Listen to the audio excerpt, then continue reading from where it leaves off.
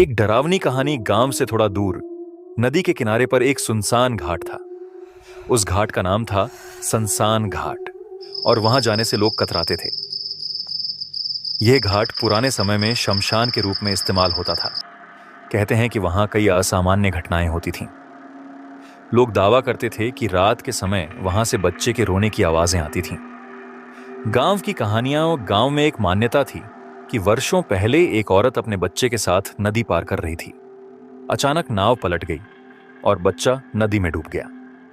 वह औरत अपने बच्चे को बचाने की कोशिश में खुद भी डूब गई।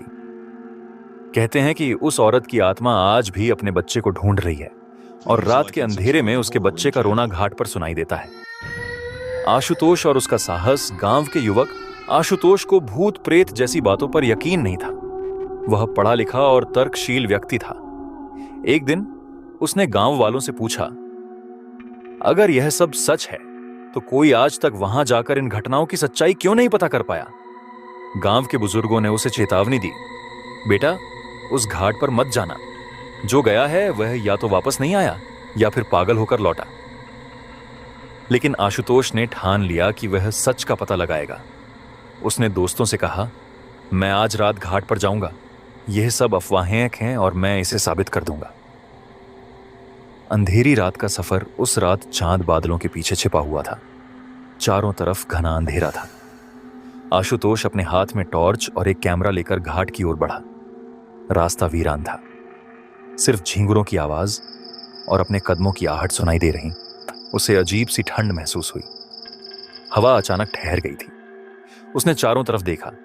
वहां एक टूटी हुई नाव पड़ी थी और पेड़ हवा में हिल रहे थे। तभी दूर से उसे बच्चे के रोने की हल्की आवाज सुनाई दी। डर का पहला एहसास आशुतोष ने अपने मन को समझाया, यह मेरा भ्रम है। शायद कहीं से हवा में यह आवाज आ रही होगी। लेकिन जैसे जैसे वह आगे बढ़ा, आवाज तेज होती गई। वह रुका और टॉर्च की रोशनी से चारों ओर देखा। अचानक उसे नदी के पास एक परछाई दिखी। वह परछाई एक औरत की थी जो सफेद साड़ी पहने हुए थी। उसके हाथ में एक बच्चा था, लेकिन बच्चा रो रहा था। आशुतोष ने साहस दिखाते हुए आवाज दी, तुम कौन हो? इस वक्त यहां क्या कर रही हो? औरत ने धीरे धीरे उसकी तरफ देखा। उसके चेहरे पर एक अजीब सा डरावना भाव था। उसकी आंखें खून जैसी लाल थीं। अचानक बच्चा रोना बंद कर देता है और औरत एक तेज चीख मारती है। भागने की कोशिश। आशुतोष का दिल तेजी से धड़कने लगा। उसने भागने की कोशिश की, लेकिन उसके पैर जैसे जमीन से चिपक गए थे। औरत हवा में तैरती हुई उसकी तरफ बढ़ने लगी। उसकी आवाज गूंज रही थी, मेरा बच्चा कहां है? उसे मुझे दो। आशुतोष ने हिम्मत जुटाई और अपना कैमरा चालू कर लिया। उसने उस औरत की तस्वीर खींचने की कोशिश की, लेकिन जैसे ही उसने क्लिक किया, कैमरा खुद ब खुद बंद हो गया। तभी बच्चे की रोने की आवाज फिर से आने लगी। वह आवाज इतनी तेज थी कि आशुतोष के कानों में दर्द होने लगा।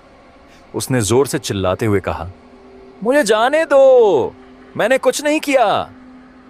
अचानक हुई मुक्ति। आशुतोष ने पूरी ताकत लगाई और किसी तरह अपने पैरों को छुड़ाकर भागने लगा। उसने पीछे मुड़कर नहीं देखा। जब वह गांव पहुंचा तो उसकी हालत खराब थी। उसकी सांसें फूल रही थीं और वह कांप रहा था। गांव के लोग उसे देखकर घबरा गए। बुजुर्गों ने उससे पूछा, क्या हुआ? तुमने वहां क्या देखा? आशुतोष ने हिचकते हुए सारी बात बताई। उसने कहा, वहां सच में कुछ है। वह औरत और बच्चा, वह किसी की आत्माएं हैं। वे मुक्ति की तलाश में हैं। सच्चाई का खुलासा गांव के एक बुजुर्ग ने बताया। उस औरत का नाम जानकी था। वह नदी पार करते समय अपने बच्चे को नहीं बचा पाई थी। तभी से उसकी आत्मा यहां भटक रही है। शायद वह चाहती है कि कोई उसकी कहानी सुने और उसकी आत्मा को शांति मिले। आशुतोष ने गांव वालों के साथ मिलकर उस जगह पर पूजा अर्चना का आयोजन किया।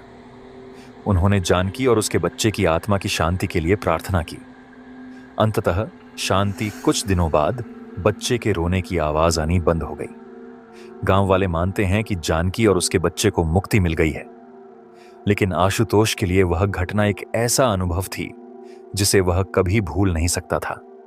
संसान घाट अब भी सुनसान है, लेकिन वह घटना लोगों को याद दिलाती है कि कुछ चीजें इंसानी समझ से परे होती हैं। दोस्तों, ये था भूतिया बच्चे की कहानी। अच्छा लगे तो लाइक करें, शेयर करें, सब्सक्राइब करें। धन्यवाद।